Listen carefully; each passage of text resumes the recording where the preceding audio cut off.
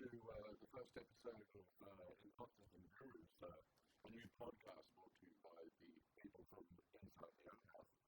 And I have the pleasure of being with Dr. Glyn, who's the Senior Lecturer in Natural and Environmental Education at the University of Central Coast, and also the Program Director of the Bachelor of Education in Natural and Environmental Studies. And I've known Glyn for a long time, and I guess he's been a role model to me, and definitely some circles come into my mind in order to do it. So my first question to you is, please go back with a listener on how you got into this career in the first place, and what is at the core of your outdoor education philosophy? Okay. I started as a phys ed teacher and did that in a small country school where I taught from preschool to year 11, and I think I pretty quickly worked out that I wasn't a good fit for the traditional schooling system, but at the same time I was starting to do some youth work, which was, I guess, much more informal.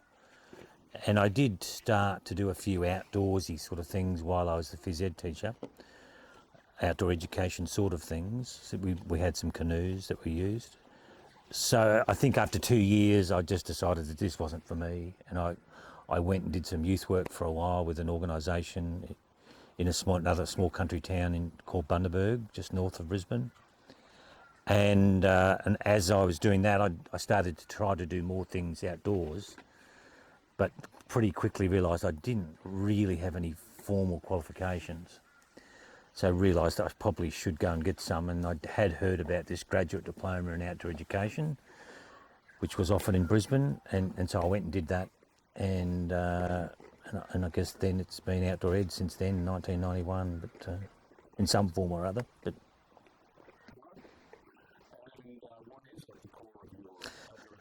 yeah, look, I am, I guess, pretty keen on the idea of experiential learning, where I think my job is to craft experiences and support students to engage in those experiences so that they can learn for themselves almost. So I do have a bit of a hands-off philosophy where possible, where it's safe to do so, believing that the best lessons we learn are the ones that we learn for ourselves.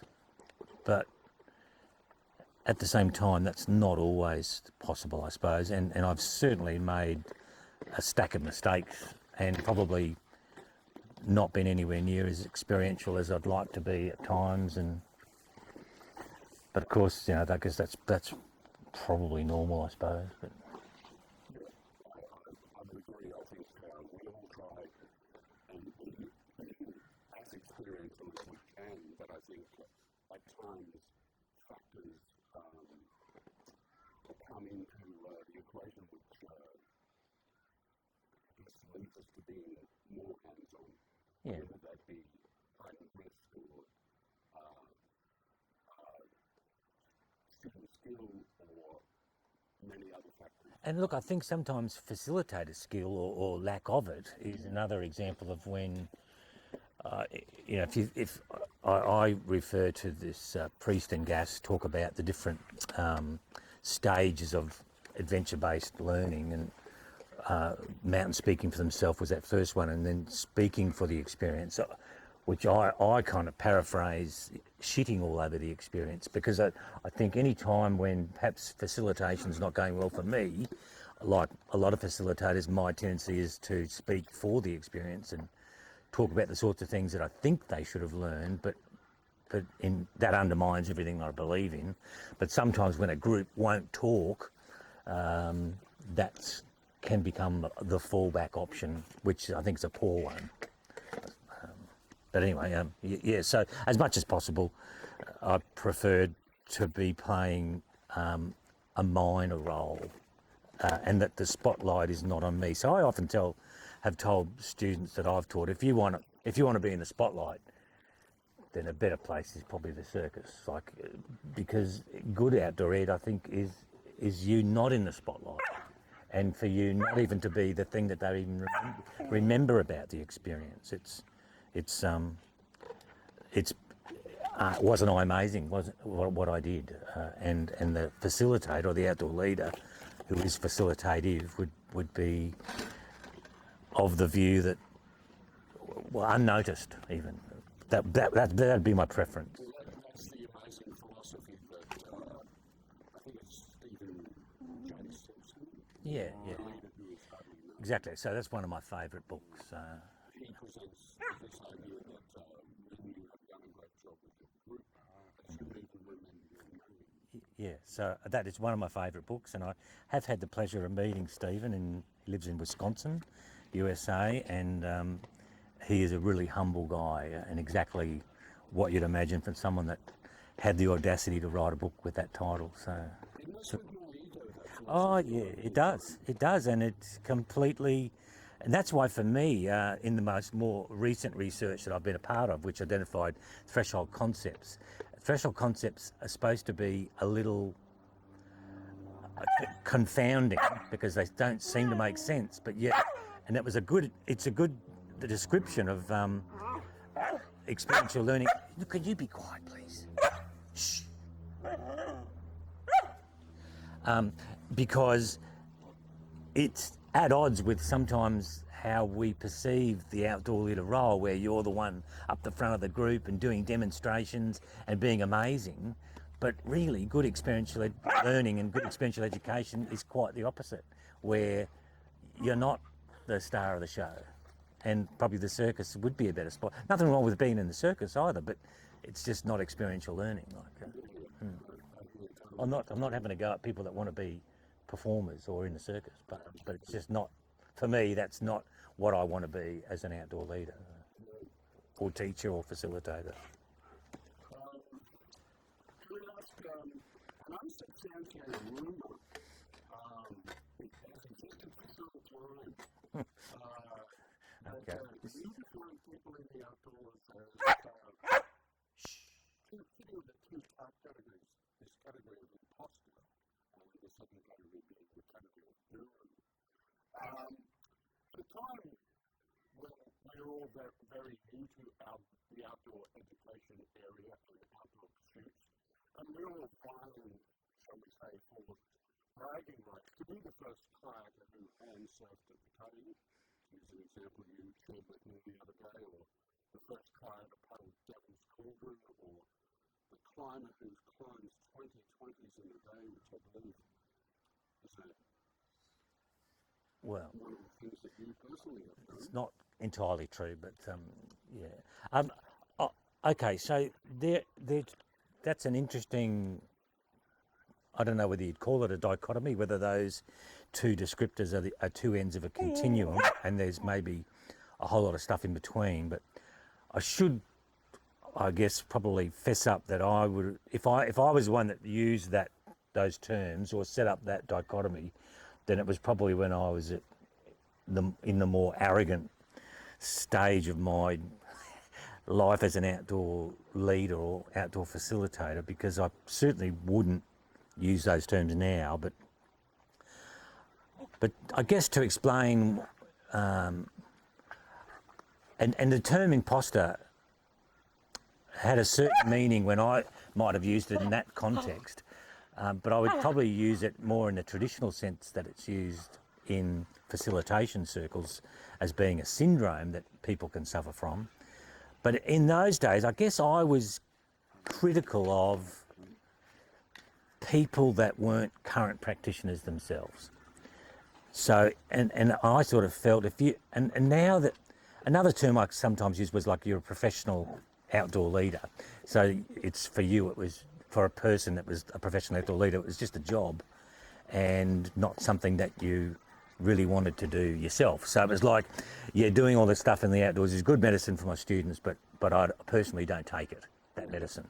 So, and I remember having a conversation with one of my colleagues when I did my graduate diploma in outdoor education, and they made the comment that, oh no, I'm not really into climbing, I've had enough of ropes and stuff, by the time the weekend comes around. And for me, I found that a clanging statement, I suppose, and one I didn't understand, because for me, all I wanted to do was play with ropes when the weekend came around. So it was probably a harsh and unkind description of people that weren't like me, and I probably would be much more tolerant of difference these days. So that was probably where that idea came from. And plus I was part of this peer group. I mean, you were part of that peer group as well, Pete, where mostly young men, some women, but mostly young men who were pushing each other hard, working on our skills hard, trying new things, paddling on rivers that maybe we had no right to be on. But by virtue of that level of engagement, we were getting better and improving our skills just by virtue of doing it. But did that warrant that level of cockiness? Probably not. And I'm maybe somewhat a bit embarrassed that that might be used, because now I'm very much probably at that stage of my life where someone might level that, and people do level that criticism at me, that maybe I'm now the imposter of someone who doesn't do much of this stuff anymore. So in fact, I'm pretty active on a couple of Facebook climbing sites that talk about access and challenges to do with climbing access and the future of climbing. And I do have people, they send me facepalm sort of messages, which I think is something you do when you're frustrated with someone. Or someone even asked me, do I even climb anymore? Which sounds like the sort of arrogant question I would have maybe asked someone back in my youth. But it's funny how the wheels turn, and maybe we go through stages of life as outdoor leaders where we are very much hands-on and doing stuff, and then later in life probably doing it a bit less for all sorts of reasons, whether that be family or injuries or just not doing something enough to still feel comfortable to do it anymore. Like I probably wouldn't try to go whitewater paddling at the moment because I know I don't do it enough anymore to have the skill and judgment to do it safely. And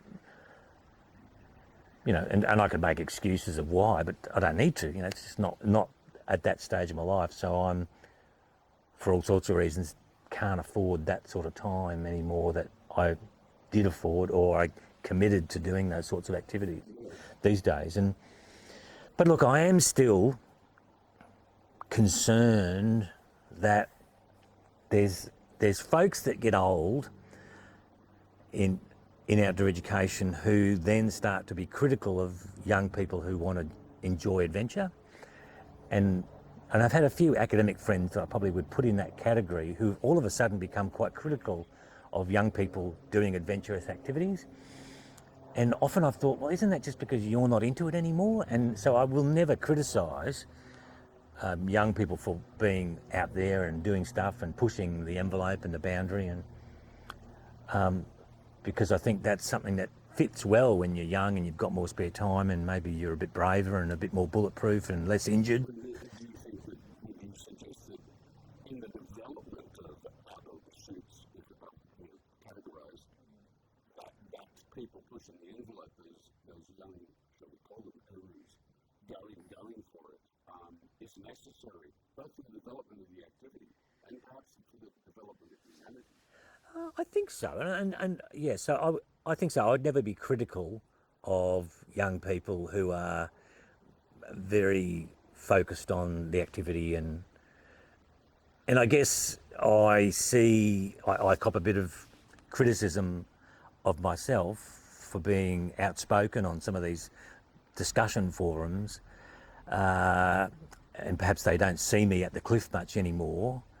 And so I can understand that as well. So I guess I tolerate it and I smile, and I guess that's to be expected, that they might see me as now an imposter. So as someone that doesn't do much of the thing that I claim to be teaching, and I don't know if that's entirely fair, but I don't think you need to get into a defence of your professionalism.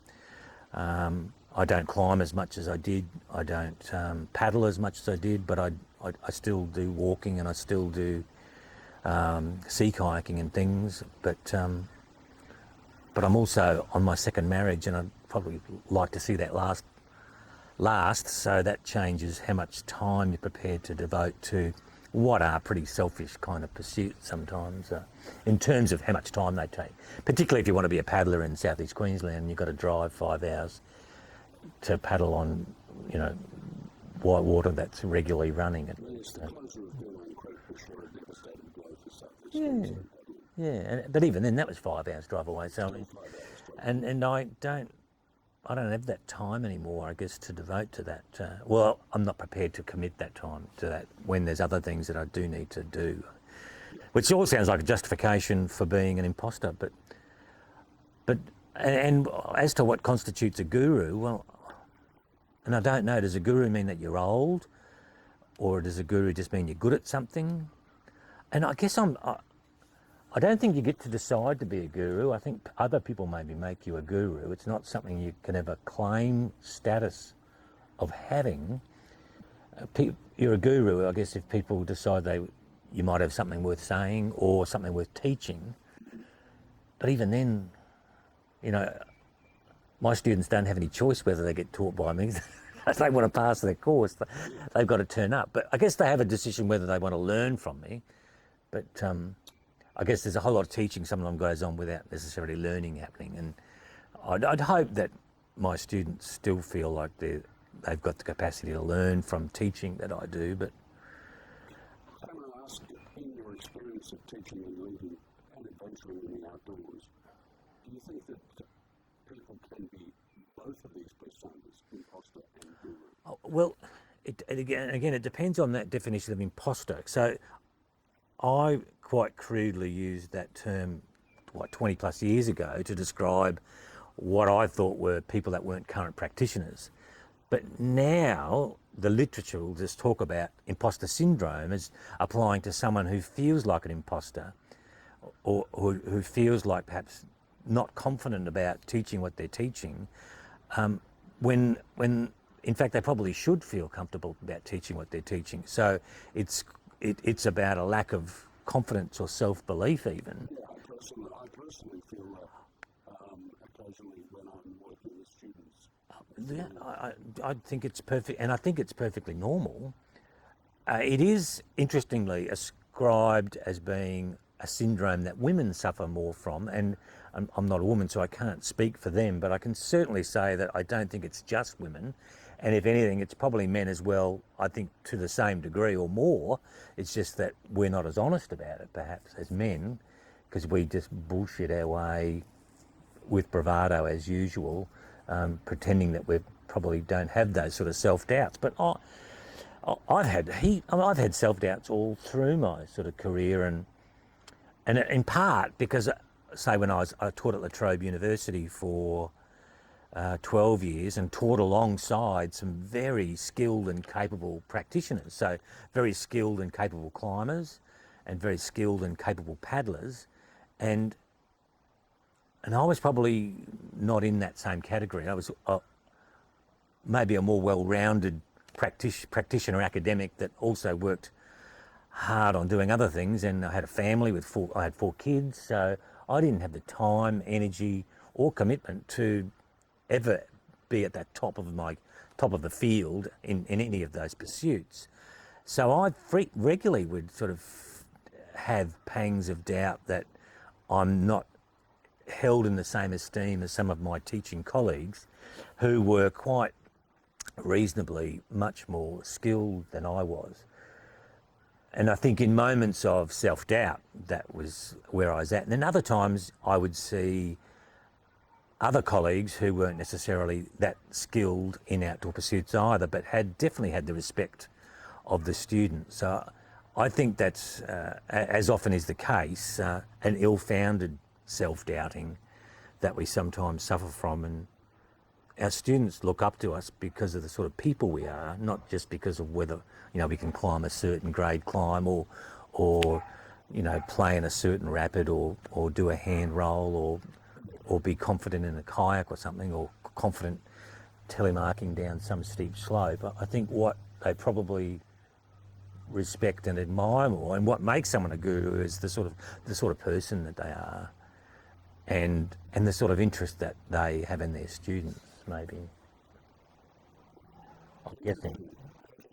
But it is, in thinking about this session for the last sort of week, it's almost like a discussion about the life cycle of an outdoor educator or outdoor leader in some ways.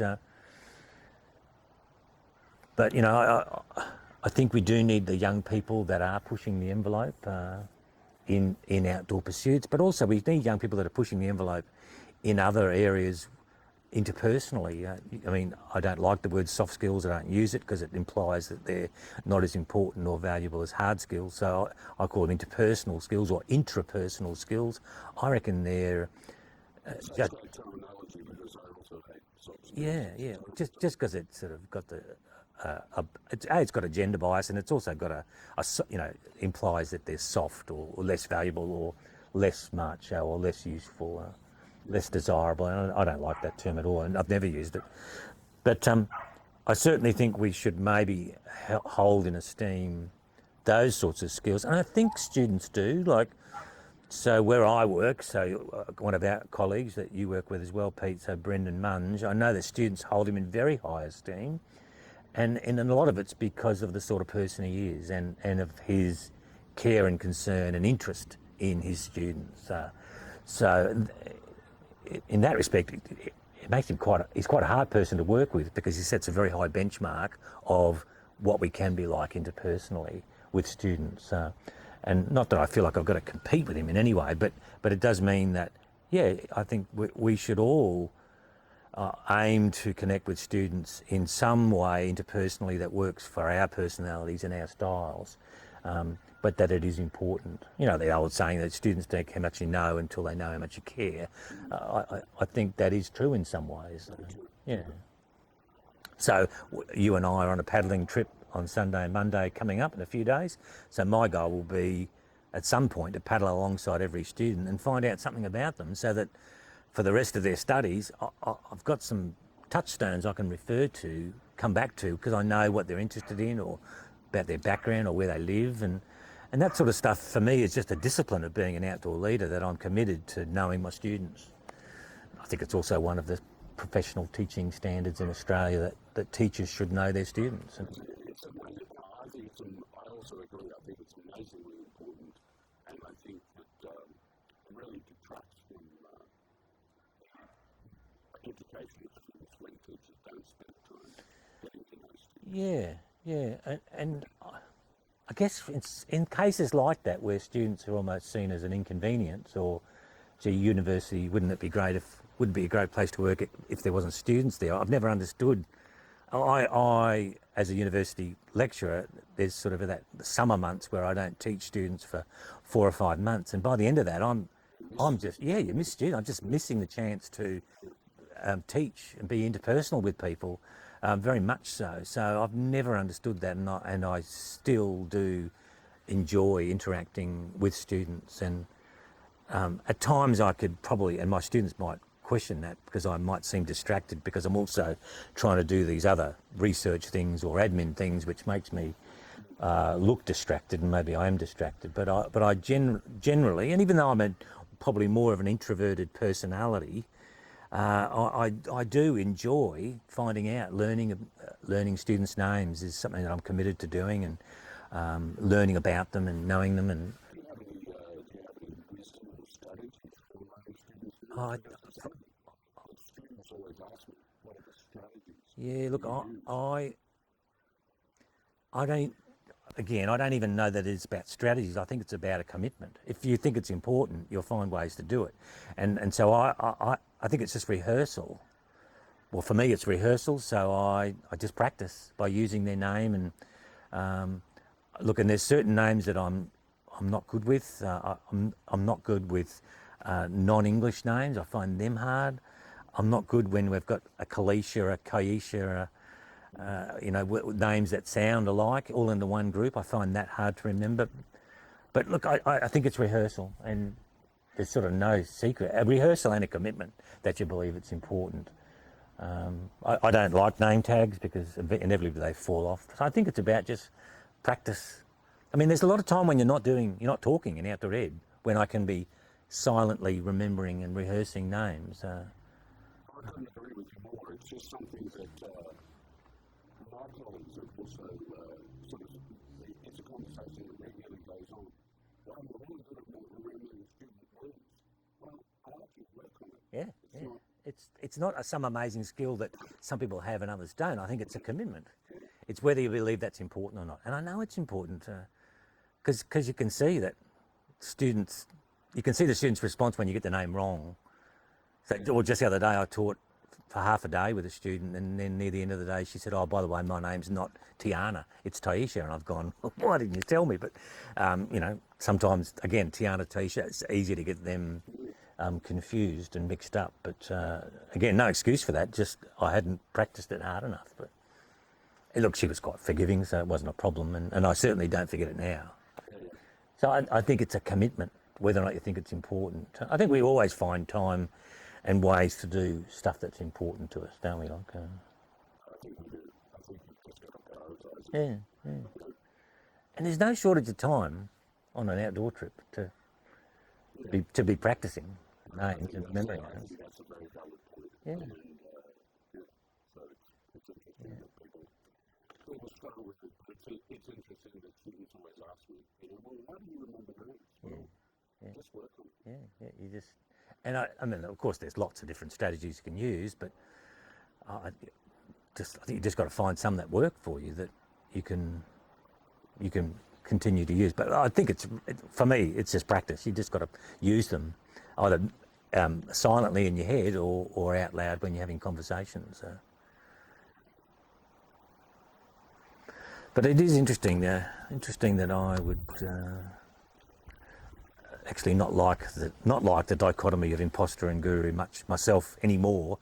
And I don't know that I was necessarily the one that used it first. I'm sure I wasn't, but I probably was guilty of having that sort of attitude when I was younger, of being a bit hypocritical of non-current practitioners. Do we need, let's not call them gurus, but do we need role models in our life, mentors, heroes? I think certainly. I think we do. And I've often thought, I wish I had had a stronger mentor, but I guess I have had people that provided some sort of mentorship for me, something to aspire to and look up to.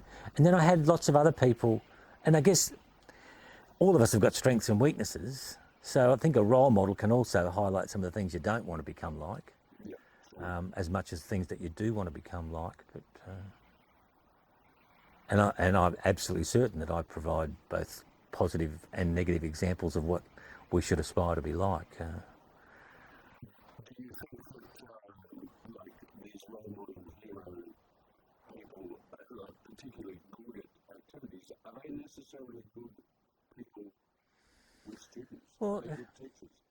That's a good question, and I think, look, it's like the people that are good teachers also good researchers, or I think the same question applies. And I think, unfortunately, there are examples of when they are, and I think there's examples of when they're not. So I would rather be a role model of being a real and whole sort of person that cares about their students, which doesn't sound very exciting. It's certainly not exciting as being a role model for rock climbing that everyone aspires to be like. That's certainly much more interesting, probably to most young people, but I'd rather be remembered as someone who did sincerely have the interest of my students at heart, but that also might get lost in translation sometimes when I'm also busy trying to do other things and frustrated or... Can I suggest that you wear a fairly large hat in your job? Well, there's lots to do, and there's things to do that people don't even see, I suppose, which complicates things further. And there's pressures in an academic role that you're meant to do some research and you're meant to do some teaching and some sort of community service or some service within the university or the broader community. And I guess people do that to different degrees informally, and people have different percentages of their role formally, which students aren't always privy to. So I'm trying to be a well-rounded academic that does some research and does some community service and does some teaching as well. And that can be hard when you're compared to people that maybe have more time to focus on their teaching. But I guess I just try to be honest, and if I'm feeling stressed or short, or if I'm unable to respond in the same detail, I just might apologise, or just try to be a real person as much as I can, I suppose. But that's probably, I don't know if I've answered your question, but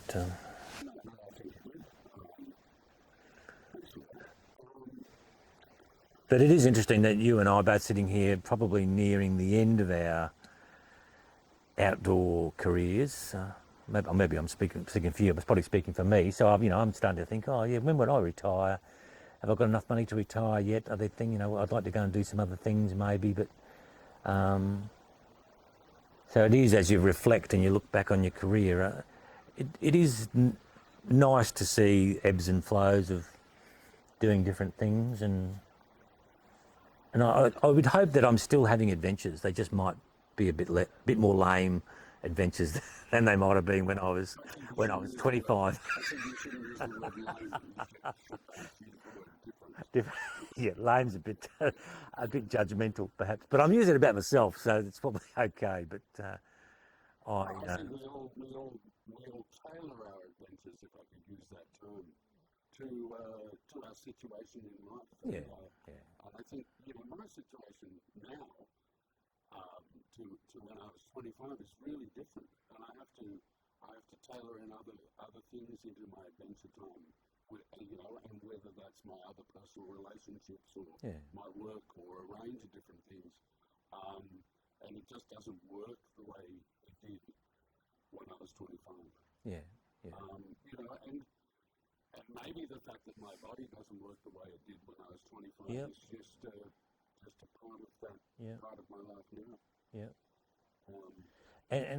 And I guess that creates new feelings of imposter syndrome at the same time. You think, do I still have a right to be teaching these students about outdoor ed? And I don't think you can rely on your past history if you're not I think you do still need to be actively doing something outdoors. But as you say, those journeys and those adventures, they might just be different to the ones that you had when you were younger.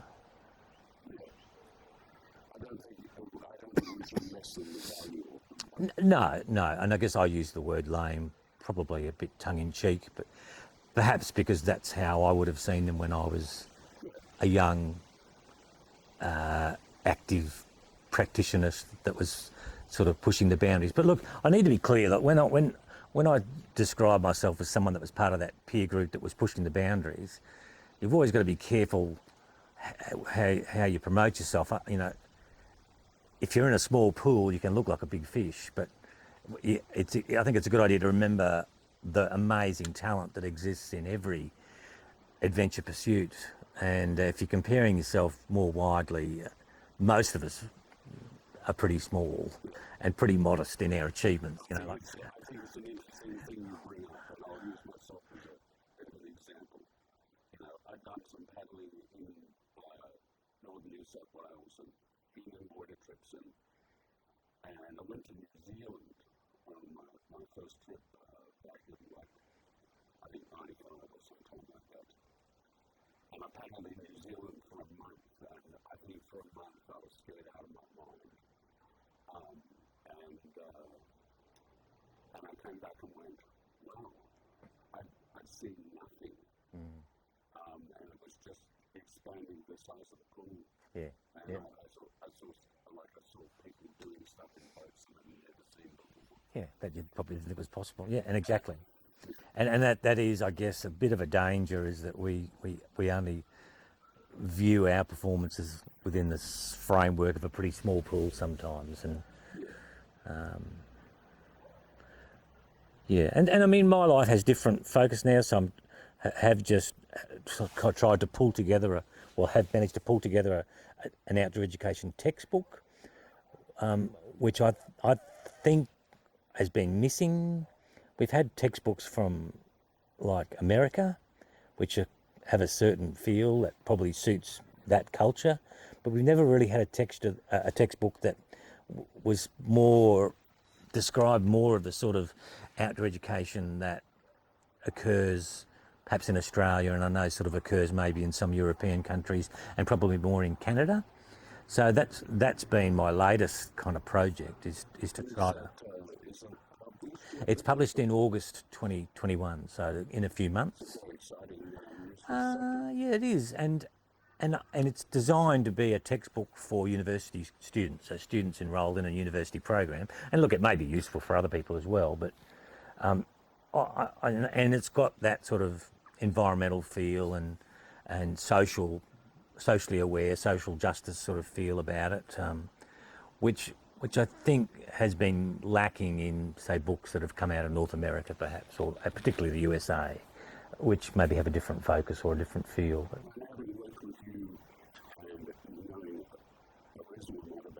those two things, social justice and environment, are obviously very important to your pedagogy. Yeah, well, they are, and I think my working at La Trobe University, which I think I think it's been a bit of a world leader in trying to marry doing things in the outdoors and teaching people about the outdoors at the same time. The old self, others, and the natural world three-pronged focus.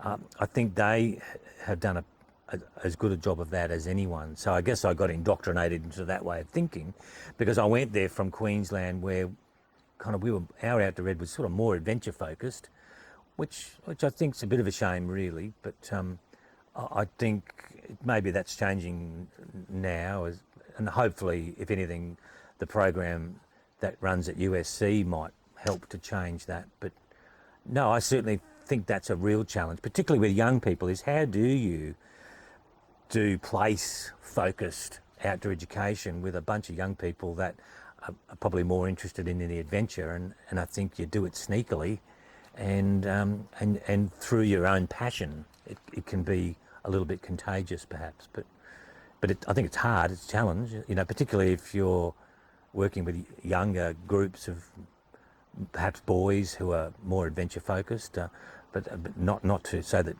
groups of girls can't be like that as well. But I think they maybe present a significant challenge. The archetypal year 9 or the 14 or 15-year-old group of students who are pushing the boundaries of adventure and what they can do in their bodies and things. But yeah, so I think it'll hopefully make a good contribution, and it's not written by me.